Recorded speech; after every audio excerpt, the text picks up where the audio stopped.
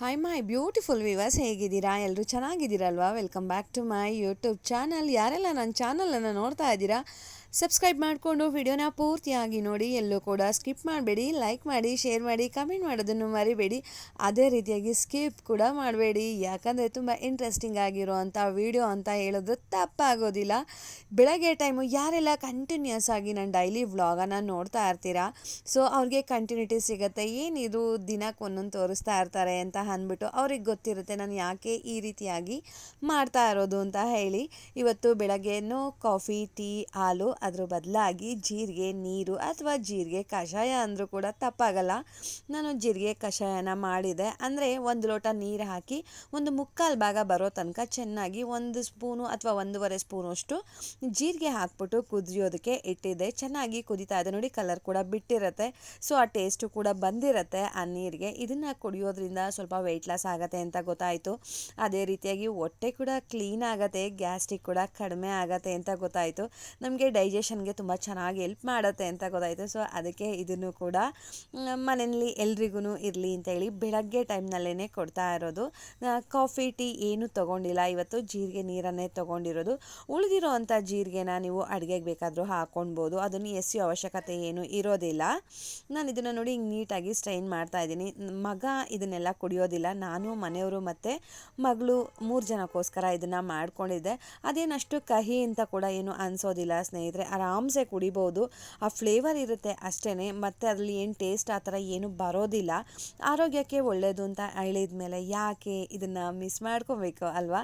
So ಅದಕ್ಕೇ ನಾನು ಇವತ್ತು ಬೆಳಗ್ಗೆನೇ ಜೀರಿಗೆ ನೀರನ್ನು ಮಾಡಿದೆ, ಜೀರಿಗೆ ಕಷಾಯನ ಮಾಡಿದೆ. ಮತ್ತು ಮಕ್ಕಳು ಏನಾದರೂ ತಿನ್ನಬೇಕು ಅಂತ ಹೇಳ್ತಾಯಿದ್ರು. ನಾನು ಸುಮಾರು ಅಲ್ಲೇ ವರ್ಷ ಆಗಿತ್ತು, ವರಮಹಾಲಕ್ಷ್ಮಿ ಹಬ್ಬ ಟೈಮ್ನಲ್ಲಿ ನಾನು ಮಾಡಿದ್ದೆ.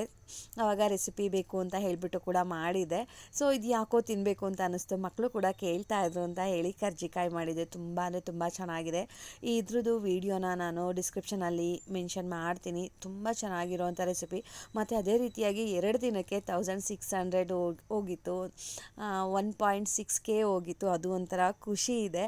ಮತ್ತು ಟ್ರೆಡಿಷ್ನಲ್ ರೆಸಿಪಿ. ನನಗೆ ಈ ರೀತಿಯಾಗಿ ಮಾಡೋವಂಥ ಕರ್ಜಿಕಾಯಿ ಅಂದರೆ ಪ್ರಾಣ ಅಂತ ಹೇಳ್ಬೋದು. ಬಾಯಲ್ಲಿಟ್ಟರೆ ಬಾಯಿ ತುಂಬ ಬರುತ್ತೆ. ಅದಕ್ಕೆ ಸೂಸ್ಲು ಅಂತ ಹೇಳ್ತೀವಿ, ಅದು ಸ್ಟಫಿಂಗು. ಬಾಯಿ ತುಂಬ ಬರುತ್ತೆ. ಈ ರೀತಿಯಾಗಿ ತಿಂದ್ರೇ ಅದು ಕರ್ಜಿಕಾಯಿ ಅಂತ ಅನಿಸೋದು. ಹೌದು ಅಂತ ಅನ್ನೋರು ಕಮೆಂಟ್ ಮಾಡಿ, ಈ ರೀತಿಯಾಗಿ ಯಾರಿಗೆಲ್ಲ ಇಷ್ಟ ಆಗುತ್ತೆ ಕರ್ಜಿಕಾಯಿ ಅಂತ. ಮತ್ತು ಮ್ಯಾಂಗೋದು ಜ್ಯೂಸ್ ಮಾಡಿದೆ, ಮ್ಯಾಂಗೋ ಮಿಲ್ಕ್ ಶೇಕ್ ಕೂಡ ಮಾಡಿದೆ. ಇದು ಸಂಜೆಗೆ ಮಾಡಿದ್ದು ಮ್ಯಾಂಗೋ ಮಿಲ್ಕ್ ಶೇಕ್. ಎಲ್ಲರೂ ಕೂಡ ಮನೇಲಿ ಎಲ್ಲರೂ ಇದ್ವಿ ಅಂತ ಹೇಳಿ ಸೊ 4 ಜನಕ್ಕೂ ಮ್ಯಾಂಗೋ ಮಿಲ್ಕ್ ಶೇಕನ್ನು ಮಾಡಿದೆ. ತುಂಬ ಚೆನ್ನಾಗಿತ್ತು. ಈ ವಿಡಿಯೋ ಮತ್ತೆ ಹೇಳೋದು ಬೇಡ ಅಂತ ಹೇಳಿ ನಾನು ಅದೇನು ಪೂರ್ತಿ ವಿಡಿಯೋನ ನಾನು ನಿಮ್ಮ ಜೊತೆ ಶೇರ್ ಮಾಡ್ತಾ ಇಲ್ಲ ಸ್ನೇಹಿತರೆ. ಇದು ತಿಂಡಿಗೆ ಅಂತ ಮಾಡಿದ್ದು. ನಾನು ಚಪಾತಿಗೆ ನುಗ್ಗೆ ಸೊಪ್ಪನ್ನು ಹಾಕಿದ್ದೆ, ಫೈನ್ ಚಾಪ್ ಮಾಡಿಬಿಟ್ಟು.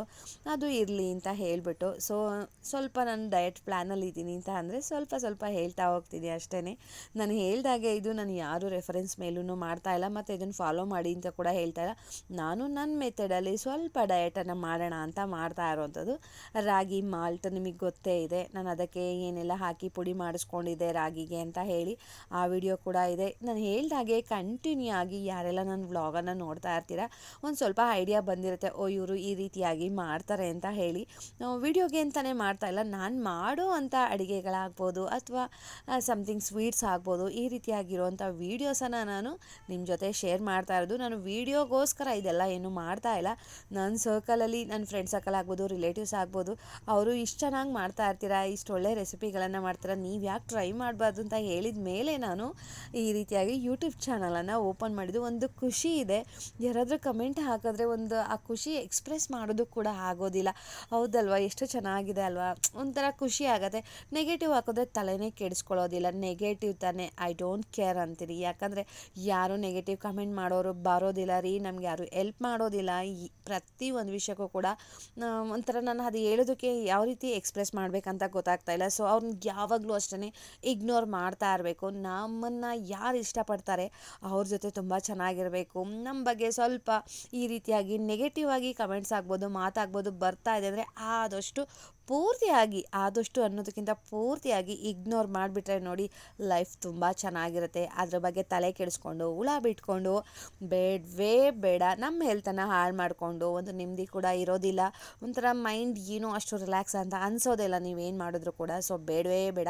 ಚಪಾತಿಗೆ ನಾನಿಲ್ಲಿ ಪರಂಗಿ ಕಾಯ್ದು ಪಲ್ಯ ಮಾಡಿದೆ, ತುಂಬ ಚೆನ್ನಾಗಿತ್ತು. ಸೊ ಇಷ್ಟು ನಂದು ಲಂಚ್ ಬಾಕ್ಸ್ ರೆಸಿಪಿ ಆಯಿತು. ಚಟ್ನಿ ಪುಡಿ ಕೂಡ ಇತ್ತು ಅದರಲ್ಲಿ. ಮತ್ತು ಸುಮಾರು ದಿನ ಆಗಿತ್ತು ಆನ್ಲೈನ್ ಕೂಡ ಶಾಪಿಂಗ್ ಆಗಿರಲಿಲ್ಲ. ಅದಕ್ಕೆ ಅಂತ ಹೇಳಿ ಒಂದೆರಡು ಏನಾದರೂ ಡ್ರೆಸ್ಗಳು ಅಥವಾ ಟಾಪ್ಗಳನ್ನು ನೋಡೋಣ ಅಂತ ಹೇಳಿ ನಾನು FBನಲ್ಲಿ ವಿಡಿಯೋ ನೋಡ್ತಾ ಇರ್ತೀನಿ ಅವ್ರದ್ದು. ಸೊ ಅಂಗಡಿಗೆ ವಿಸಿಟ್ ಮಾಡಬೇಕು, ಅಡ್ರೆಸ್ ಕೂಡ ಗೊತ್ತಿರಲಿಲ್ಲ, ತಿಳ್ಕೊಂಡು ಹೋಗೋಣ ಅಂತ ಹೇಳ್ಬಿಟ್ಟು ಹೋಗಿದ್ದೆ. ನಾನು ಏನು ತೊಗೊಂಡು ಬಂದೆ ಅಂತ ಅನ್ನೋದು ಬೇಕು ಅಂತ ಅಂದರೆ ಕಮೆಂಟ್ ಮಾಡಿ, ಡೆಫಿನೆಟಾಗಿ ನಾನು ಶೇರ್ ಮಾಡ್ತೀನಿ. ನಾನು ಅವ್ರ ಹತ್ರ ವೀಡಿಯೋ ಮಾಡ್ತೀನಿ ಅಂತ ಏನೂ ಹೇಳಿರಲಿಲ್ಲ. ಸೊ ಅದಕ್ಕೆ ಜಾಸ್ತಿ ವಿಡಿಯೋ ಮಾಡಲಿಲ್ಲ, ಆಚೆ ಶಾಪ್ ಅಷ್ಟೇ ಮಾಡಿದ್ದು. ಸೊ ಅಲ್ಲಿ ಏನು ತೊಗೊಂಡು ಬಂದೆ ಅಂತ ಹೇಳಿ ಕಮೆಂಟ್ ಮಾಡಿದ್ರೆ ನಾನು ಡೆಫಿನೆಟಾಗಿ ನೆಕ್ಸ್ಟ್ ವೀಡಿಯೋದಲ್ಲಿ ಆ ಒಂದು ಪ್ರಾಡಕ್ಟನ್ನು ತೋರಿಸ್ತೀನಿ. ಓಕೆ, ಚೆನ್ನಾಗಿದೆ ಕ್ಲಾತ್ ಅಂತ ಅನ್ನಿಸ್ತು. ಇದು ಯಾವುದೇ ರೀತಿಯಾಗಿರೋಂಥ ಪ್ರಮೋಟೆಡ್ ವೀಡಿಯೋ ಅಲ್ಲ. ಸುಮಾರು ನೋಡ್ತಾ ಇದ್ದೆ FBನಲ್ಲಿ ಅವ್ರ ವೀಡಿಯೋಸನ್ನು. ಒಂದ್ಸಲ ಹೋಗಿ ವಿಸಿಟ್ ಮಾಡಬೇಕು ಅಂತ ಅಂದ್ಕೊಂಡಿದ್ದೆ ಆ ಶಾಪನ್ನು. ಸೊ ಅದು ಆ ಟೈಮ್ನಲ್ಲಿ ಆಗಿರಲಿಲ್ಲ. ಸೊ ಮೊನ್ನೆ ರೀಸೆಂಟಾಗಿ ಹೋಗಿ ನೋಡ್ಕೊಂಡು ಬಂದೆ. ಓಕೆ, ರೀಸನಬಲ್ ಅಂತ ಅನ್ನಿಸ್ತು. ಕೆಲವೊಂದು ಡ್ರೆಸ್ಸು ಸ್ವಲ್ಪ ರೇಟ್ ಇದೆ ಅಂತ ಅನ್ನಿಸ್ತು, ಬಟ್ ಕ್ವಾಲಿಟಿ ಕೂಡ ಚೆನ್ನಾಗಿತ್ತು. ವಾಶ್ ಆದರೂ ಕೂಡ ಶ್ರಿಂಕ್ ಆಗಿರಲಿಲ್ಲ. ಸೊ ಮುಂದೆ ಆ ವಿಡಿಯೋ ಕೂಡ ನಿಮಗೆ ಹೇಳ್ತಾ ಹೋಗ್ತೀನಿ. ಶಾಪ್ ಹೆಸರು ಬಂದು ಮಹಾಲಕ್ಷ್ಮಿ ಸಿಲ್ಕ್ಸ್ ಅಂತ ಆಯಿತು. ಸೊ ಅವ್ರ ಪರ್ಮಿಷನ್ ಕೇಳಿಲ್ಲ ಅಂತ ನಾನು ವಿಡಿಯೋ ಮಾಡಲಿಲ್ಲ. ಚೆನ್ನಾಗಿದೆ, ಹೇಳಬೇಕು ಅಂದರೆ ಪ್ರಾಡಕ್ಟ್ಸ್ ಎಲ್ಲ ತುಂಬ ಚೆನ್ನಾಗಿದೆ. ನಾನು ತೊಗೊಂಡದಲ್ಲಿ ಸ್ಯಾರೀಸು ಮತ್ತು ಡ್ರೆಸ್ಗಳು, ನೈಟೀಸು ಮೇ ಬಿ ಸಿಗುತ್ತೆ ಅಂತ ಅಂದ್ಕೊಂಡಿದ್ದೀನಿ. ನಾನು ಅವೆಲ್ಲ ಏನೂ ತೊಗೊಳ್ಲಿಲ್ಲ. ಚೆನ್ನಾಗಿದೆ ಅಂತ ಅನ್ನಿಸ್ತು. ವಿಡಿಯೋನಲ್ಲಿ ನೋಡಿದ್ನಲ್ಲ, ಸೇಮ್ ಕ್ವಾಲಿಟಿನೇ ಇತ್ತು, ತುಂಬ ಚೆನ್ನಾಗಿತ್ತು. ಮುಂದೆ ಹೇಳ್ತಾ ಹೋಗ್ತೀನಿ, ಬನ್ನಿ ಕರ್ಜಿಕಾಯಿ ಹೇಗೆ ಮಾಡೋದು ಅಂತ. ಕರ್ಜಿಕಾಯಿ ಅಂದರೆ ಆಲ್ ಟೈಮ್ ಫೇವ್ರೇಟ್ ಪ್ರತಿಯೊಬ್ಬರಿಗೂ ಕೂಡ. ಅದೇ ರೀತಿಯಾಗಿ ಮಾಡೋದು ಕೂಡ ತುಂಬ ಸುಲಭ, ಈಸಿಯಾಗಿ ಮಾಡುವಂಥ ಸ್ನ್ಯಾಕ್ಸ್ ಆಗ್ಬೋದು, ಸೈಡ್ ಡಿಶ್ ಆಗ್ಬೋದು, ಫಂಕ್ಷನ್ಗಳಿಗಾಗ್ಬೋದು, ಹಬ್ಬಗಳಿಗಾಗ್ಬೋದು ಮಾಡುವಂಥ ಸ್ವೀಟ್ ರೆಸಿಪಿ. ಟ್ರೆಡಿಷ್ನಲ್ ಅಂದರೂ ಕೂಡ ತಪ್ಪಾಗೋದಿಲ್ಲ. ಈಸಿಯಾಗಿ ಹೇಗೆ ಮಾಡೋದು ಬನ್ನಿ ನೋಡ್ಕೊಂಡು ಬರೋಣ. ಕಡಿಮೆ ಇಂಗ್ರೀಡಿಯೆಂಟ್ಸ್ನಲ್ಲಿ ರುಚಿಯಾಗಿ ಮಾಡ್ಬೋದು. ಬಾಯ್ಲಿಟ್ರೆ ಕರಗುತ್ತೆ ರೀ. ಈ ರೀತಿಯಾಗಿ ಒಂದ್ಸಲ ಟ್ರೈ ಮಾಡಿ ನೋಡಿ, ಕಳೆದೋಗ್ಬಿಡ್ತೀರಾ, ಅಷ್ಟು ಚೆನ್ನಾಗಿರುತ್ತೆ. ನೀವೇ ನೋಡ್ತಾ ಇದ್ದೀರಾ ಎಷ್ಟು ಚೆನ್ನಾಗಿ ಬಂದಿದೆ ಅಂತ. ಅಷ್ಟೇ ಕ್ರಿಸ್ಪಾಗಿದೆ, ಸಾಫ್ಟ್ ಆಗಿದೆ. ಫಿಲ್ಲಿಂಗು ಕೂಡ ಅಷ್ಟೇ, ಬಾಯಿನಲ್ಲಿ ಇಟ್ಕೊಂಡ್ರೆ ಬಾಯಿ ತುಂಬ ಬರುತ್ತೆ, ಆ ರೀತಿ ಇರುತ್ತೆ. ಇನ್ನೂ ಬೇಕು ಅಂತ ಅನ್ನಿಸ್ತಾ ಇರುತ್ತೆ. ಪೂರಿ ಹಿಟ್ಟಿಗೆ ಏನೆಲ್ಲ ಬೇಕು ನೋಡೋಣ ಬನ್ನಿ. ನಾನಿಲ್ಲಿ ಕಪ್ ಮೆಷರ್ಮೆಂಟಲ್ಲಿ ತೊಗೊಂಡಿದ್ದೀನಿ 1 ಕಪ್ಪಷ್ಟು ಮೈದಾ ಹಿಟ್ಟು. ಅದೇ ಕಪ್ಪು ಮೆಷರ್ಮೆಂಟಲ್ಲಿ ನಾನು 2 ಕಪ್ಪಷ್ಟು ಚಿರೋಟಿ ರವೆಯನ್ನು ಹಾಕ್ತಾಯಿದ್ದೀನಿ. 1 ಸ್ಪೂನು ಸಕ್ಕರೆ, ಚಿಟಿಗೆ ಅಥವಾ 1/4 ಟೀ ಸ್ಪೂನಷ್ಟು ಉಪ್ಪು, 3 ರಿಂದ 4 ಸ್ಪೂನಷ್ಟು ತುಪ್ಪ, ಚಿಟಿಗೆ ಅರಿಶಿಣ.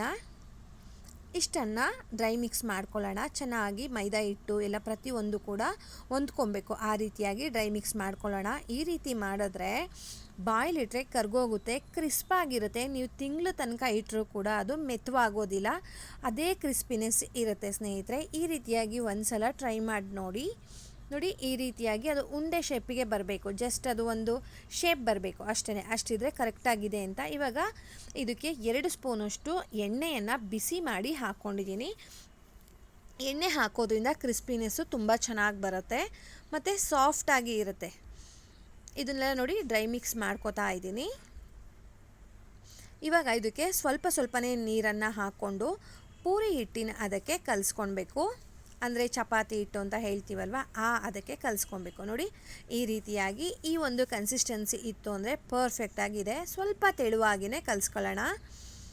ಇದಕ್ಕೆ 1-2 ಸ್ಪೂನಷ್ಟು ಎಣ್ಣೆ ಹಾಕ್ಬಿಟ್ಟು ಮುಚ್ಚಿಟ್ಬಿಡೋಣ. ಈಗ ಸ್ಟಫಿಂಗನ್ನು ಹೇಗೆ ಮಾಡೋದು ಬನ್ನಿ ನೋಡ್ಕೊಂಡು ಬರೋಣ. ನಾನಿಲ್ಲೊಂದು ಮಿಕ್ಸಿ ಜಾರ್ಗೆ 1 ಕಪ್ಪಷ್ಟು ಕಡಲೆ ಬೀಜನ ಲೋ ಫ್ಲೇಮ್ನಲ್ಲಿ ಹುರಿದ್ಬಿಟ್ಟು ಸಿಪ್ಪೆ ತೆಗೆದು ಇಟ್ಕೊಂಡಿದ್ದೀನಿ. ಅದೇ ಕಪ್ಪಲ್ಲಿ 1 ಕಪ್ಪಷ್ಟು ಹುರಿಗಡಲೆ ಹಾಕ್ತಾಯಿದ್ದೀನಿ. ಏಲಕ್ಕಿ ಪುಡಿ, ನಾನು ಇದನ್ನು ಸಕ್ಕರೆ ಜೊತೆ ಮಿಕ್ಸ್ ಮಾಡ್ಕೊಂಡಿದ್ದೆ ಅಲ್ವಾ, ಅದಕ್ಕೆ ಏಲಕ್ಕಿ ಪುಡಿಯನ್ನು 2 ಸ್ಪೂನ್ ಹಾಕಿದ್ದೀನಿ. ಇಲ್ಲಿ ಸಕ್ಕರೆ ಕ್ವಾಂಟಿಟಿ ಜಾಸ್ತಿ ಇದೆ. ಇದನ್ನು ಮಿಕ್ಸಿನಲ್ಲಿ ಫೈನ್ ಪೌಡರ್ ಮಾಡಬಾರ್ದು, ಸ್ವಲ್ಪ ತರಿಯಾಗಿ ಇರಬೇಕು. ಇದನ್ನು ಒಂದು ಮಿಕ್ಸಿಂಗ್ ಬೌಲಿಗೆ ಹಾಕೋತಾ ಇದ್ದೀನಿ. ನಾನು ಮಿಕ್ಸಿ ಮಾಡಿರೋ ಅಂಥದ್ದು ಕಡಲೆ ಬೀಜ, ಕಡಲೆ ಮತ್ತು ಏಲಕ್ಕಿ ಪುಡಿ. ಅದೇ ಕಪ್ಪು ಮೆಜರ್ಮೆಂಟಲ್ಲಿ ನಾನು ಕೊಬ್ಬರಿ ತುರಿಯನ್ನು ಕೂಡ ಹಾಕೋತಾ ಇದ್ದೀನಿ. ಅರ್ಧ ಕಪ್ಪು ಬಿಳಿ ಎಳ್ಳನ್ನು ಹುರಿದ್ಬಿಟ್ಟು ಪುಡಿ ಮಾಡಿ ಹಾಕ್ಕೊಂಡಿದ್ದೀನಿ. 1.5 ಕಪ್ಪಷ್ಟು ಬೆಲ್ಲ ಹಾಕೋತಾ ಇದ್ದೀನಿ. 1 ಸ್ಪೂನಷ್ಟು ಗಸಗಸೆ, ಇಷ್ಟನ್ನು ಚೆನ್ನಾಗಿ ಮಿಕ್ಸ್ ಮಾಡ್ಕೊಳ್ಳೋಣ. ಆದಷ್ಟು ಈ ಬೆಲ್ಲನೇ ಹಾಕಿ ಸ್ನೇಹಿತರೆ. ಆರ್ಗ್ಯಾನಿಕ್ ಬೆಲ್ಲ ಬರುತ್ತಲ್ಲ ಅದನ್ನು ಹಾಕಿದ್ರೆ ಟೇಸ್ಟು ಚೇಂಜ್ ಆಗಿಬಿಡುತ್ತೆ. ಈ ರೀತಿ ಮಾಡಿದ್ರೆ ಸ್ಟಫಿಂಗ್ ತುಂಬ ಅಂದರೆ ತುಂಬ ಚೆನ್ನಾಗಿರುತ್ತೆ. ನಾನು ಹೇಳ್ದಾಗೆ 1-2 ಸಾಕಾಗೋದಿಲ್ಲ, ಜಾಸ್ತಿನೇ ಬೇಕು ಅಂತ ಅನ್ನಿಸ್ತಾ ಇರುತ್ತೆ. ಇವಾಗ ಅದನ್ನು ಸೈಡಲ್ಲಿ ಇಟ್ಬಿಟ್ಟು ನಾವು ರೆಡಿ ಮಾಡಿ ಇಟ್ಕೊಂಡಿದ್ವಲ್ಲ ಪೂರಿ ಹಿಟ್ಟನ್ನು ಒಂದು ರೌಂಡು ಚೆನ್ನಾಗಿ ಮಿತ್ಕೊಳ್ಳೋಣ. ನೋಡಿ ಚೆನ್ನಾಗಿ ಇದು ರೆಡಿ ಆಗಿದೆ. ಹಿಟ್ಟು ಈ ರೀತಿಯಾಗಿ ಇರಬೇಕು. ಎಷ್ಟು ಸಣ್ಣಗೆ ತೊಗೊಳ್ಬೇಕು ಅಂತ ಅಂದರೆ ನಾವು ಪೂರಿ ಲಟ್ಸೋದಕ್ಕೆ ತೊಗೋತೀವಲ್ಲ ಅದಕ್ಕೂ ಸಣ್ಣದಾಗಿ ಉಂಡೆಗಳನ್ನು ರೆಡಿ ಮಾಡ್ಕೊಳ್ಬೇಕು.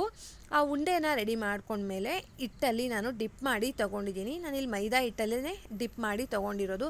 ಇದು ಪೂರ್ತಿ ತೆಳುವಾಗಿಯೇ ಲಟ್ಟಿಸ್ಬೇಕು ಸ್ನೇಹಿತರೆ. ಪೂರ್ತಿ ತೆಳುವು ಅಂದರೆ ಟ್ರಾನ್ಸ್ಪರೆಂಟ್ ಆಗಿಬಿಡಬೇಕು, ಅಷ್ಟು ತೆಳುವಾಗಿ ಲಟ್ಟಿಸ್ಬೇಕು. ನೀವೇ ನೋಡ್ತಾ ಇದ್ದೀರಲ್ವಾ, ನೋಡಿ ಎಷ್ಟು ತೆಳುವಾಗಿ ಬರುತ್ತೆ ಅಂತ. ತುಂಬ ತೆಳುವಾಗಿ ಲಟ್ಟಿಸ್ಬೇಕು. ಅದು ಎಷ್ಟು ಸ್ಪ್ರೆಡ್ ಆಗುತ್ತೆ ಅಷ್ಟೂ ಕೂಡ ನೀವು ಲಟ್ಟಿಸಿ ನೋಡಿ, ಟ್ರಾನ್ಸ್ಪರೆಂಟ್ ಥರ ಕಾಣ್ತಾ ಇದೆ. ಸೊ ಇವಾಗ ಒಂದು ಪ್ಲೇಟ್ ಮೇಲೆ ಹಾಕ್ಕೊಂಡಿದ್ದೀನಿ ಆ ಪೂರಿಯನ್ನು. ಇವಾಗ ಇದಕ್ಕೆ ಸ್ಟಫಿಂಗನ್ನು ಫಿಲ್ ಮಾಡ್ತಾ ಇದ್ದೀನಿ. 1 ಸ್ಪೂನು ಅಥವಾ 2 ಸ್ಪೂನು ಆ ರೀತಿಯಾಗಿ ಹಾಕ್ಕೊಳ್ಬೋದು. ಅದು ಎಷ್ಟು ಹಿಡಿಯುತ್ತೆ ನೋಡಿ ಹಾಕ್ಕೊಳ್ಬೋದು. ನಾನಿಲ್ಲಿ ಸ್ವಲ್ಪ ದೊಡ್ಡದಾಗಿರೋ ಅಂಥ ಸ್ಪೂನನ್ನು ತೊಗೊಂಡಿರೋದ್ರಿಂದ 1 ಸ್ಪೂನ್ ಹಾಕ್ಕೊಂಡಿದ್ದೀನಿ. ನೀವು ತಿಂಡಿ ತಿನ್ನೋ ಅಂಥ ಸ್ಪೂನ್ ತೊಗೊಂಡ್ರೆ 2 ಸ್ಪೂನ್ ಹಿಡಿಯುತ್ತೆ. ನೋಡಿ ಇದನ್ನು ಈ ರೀತಿಯಾಗಿ ಸ್ವಲ್ಪ ಹಾಗೆ ಮಾಡಿದ್ರೆ ಅಷ್ಟು ಚೆನ್ನಾಗಿರೋದಿಲ್ಲ. ಸ್ವಲ್ಪ ಏನಾದರೂ ಡಿಸೈನ್ ಇತ್ತು ಅಂತ ಹೇಳಿದ್ರೆ ತುಂಬ ಚೆನ್ನಾಗಿರುತ್ತೆ. ನೋಡಿ ಈಸಿಯಾಗಿಯೇ ಮಾಡ್ಕೊಂಡು ಬಿಡ್ಬೋದು ರೀ. ನೋಡಿ ಎಷ್ಟು ಚೆನ್ನಾಗಿ ಆ ಚೈನ್ ಲಿಂಕ್ ಥರ ಬರ್ತಾ ಇದೆ ಅಲ್ವಾ. ಈಸಿಯಾಗಿ ನೋಡಿ, ಅದಕ್ಕೇ ನಿಮಗೆ ನಿಧಾನಕ್ಕೆ ತೋರಿಸ್ತಾ ಇದ್ದೀನಿ. ತುಂಬ ಈಸಿಯಾಗಿ ಮಾಡ್ಕೊಂಡು ಬಿಡ್ಬೋದು. ನೋಡಿ ಡಿಸೈನು ಕೂಡ ತುಂಬ ಚೆನ್ನಾಗಿ ಬಂದಿದೆ, ನೋಡೋಕ್ಕೂ ಚೆನ್ನಾಗಿ ಕಾಣ್ತಾ ಇದೆ. ನೋಡಿ ಎಷ್ಟು ಚೆನ್ನಾಗಿದೆ ಅಲ್ವಾ. ಸೊ ಈ ರೀತಿಯಾಗಿ ಪ್ರತಿಯೊಂದನ್ನು ರೆಡಿ ಮಾಡಿ ಇಟ್ಕೊಂಡ್ಬಿಡೋಣ. ನಾನು ಒಂದು ಸಲಿಗೆ ಸುಮಾರು 6 ಈ ಥರ ಕರ್ಜಿಕಾಯನ್ನು ತೇಲಿಸ್ಬೋದು ಅಷ್ಟು ಎಣ್ಣೆಯನ್ನು ತೊಗೊಂಡಿದ್ದೀನಿ. ಇವಾಗ ನಾನು ಒಂದೇ ಸಲ 20-25 ಇಷ್ಟನ್ನು ಮಾಡಿ ಎತ್ತಿಟ್ಕೊಂಡಿದ್ದೆ. ಇವಾಗ ಎಣ್ಣೆನ ಮೀಡಿಯಮ್ ಫ್ಲೇಮ್ಗಿಂತ ಕಡಿಮೆ ಫ್ಲೇಮ್ನಲ್ಲಿ ಇಟ್ಕೊಂಡು ಇಲ್ಲಿ ಫ್ರೈ ಮಾಡ್ಕೊಬೇಕಾಗತ್ತೆ. ಮೈದಾ ಹಿಟ್ಟು ಚಿರೋಟಿ ರವೆ ಹಾಕಿರೋದ್ರಿಂದ ಬೇಗ ಫ್ರೈ ಆಗಿಬಿಡುತ್ತೆ ಮೇಲ್ಗಡೆ ಇರೋವಂಥ ಕೋಟಿಂಗು. ನಾವು ಫ್ಲೇಮನ್ನು ಏನಾದರೂ ಜಾಸ್ತಿ ಇಟ್ಕೊಂಡ್ಬಿಟ್ವಿ ಅಂತ ಹೇಳಿದ್ರೆ ಒಂಥರ ಸೀದಿ ಥರ ಅನ್ನಿಸ್ತಾ ಇರುತ್ತೆ, ಅಷ್ಟು ಚೆನ್ನಾಗಿ ಫ್ರೈ ಆಗಿರೋದಿಲ್ಲ. ಆದಷ್ಟು ಇದ್ರ ಮೇಲ್ಭಾಗ ಬಬಲ್ಸ್ ಬರಬಾರ್ದು ಸ್ನೇಹಿತರೆ. ಆ ರೀತಿಯಾಗಿದ್ದರೆ ತುಂಬ ಚೆನ್ನಾಗಿದೆ ಅಂತ. ಲೈಟಾಗಿ ಬಬಲ್ಸ್ ಬಂದರೆ ಏನೂ ತೊಂದರೆ ಇಲ್ಲ, ಜಾಸ್ತಿ ಬಬಲ್ಸ್ ಬರಬಾರ್ದು. ಇದ್ರ ಮೇಲೆ ಗುಳ್ಳೆಗಳೆಲ್ಲ ಬರುತ್ತೆ ಅಲ್ವಾ, ಆ ರೀತಿ ಬರಬಾರ್ದು. ನಾನು ಹೇಳ್ದಾಗೆ ಮೀಡಿಯಮ್ ಫ್ಲೇಮ್ಗಿಂತ ಸ್ವಲ್ಪ ಕಡಿಮೆ ಇಟ್ಕೊಂಡು ನೋಡಿ ಚೆನ್ನಾಗಿ ಇದು ಕಲರ್ ಚೇಂಜ್ ಆಗೋ ತನಕ ಫ್ರೈ ಮಾಡ್ಕೊಳ್ಬೇಕು ಸ್ನೇಹಿತರೆ. ಕಲರು ಚೇಂಜ್ ಆಗುತ್ತೆ ಮತ್ತು ಅಲ್ಲಿ ಎಣ್ಣೆಯಲ್ಲಿ ಬರ್ತಾ ಇರೋವಂಥ ಬಬಲ್ಸು ಕೂಡ ಕಡಿಮೆ ಆಗುತ್ತೆ.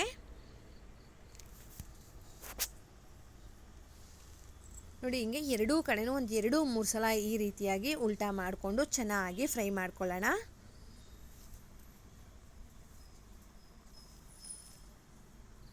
ನೀವೇ ನೋಡ್ತಾ ಇದ್ದೀರಾ ಬಬಲ್ಸು ಕೂಡ ಕಡಿಮೆ ಆಗ್ತಾ ಬಂದಿದೆ. ನೋಡಿ ಆಲ್ಮೋಸ್ಟ್ ಇದು ಕೂಡ ಫ್ರೈ ಆಗಿದೆ. ಸೊ ಇದೇ ರೀತಿಯಾಗಿ ಪ್ರತಿಯೊಂದು ಇಬ್ಬೆನೂ ಕೂಡ ಚೆನ್ನಾಗಿ ಫ್ರೈ ಮಾಡಿ ತೆಗೆದುಬಿಡಬೇಕು. ನೋಡಿ ಇವಾಗ ನೋಡ್ತಾ ಇದ್ದೀರಾ ಅಲ್ವಾ, ಕಲರು ಕೂಡ ಚೇಂಜ್ ಆಗಿದೆ.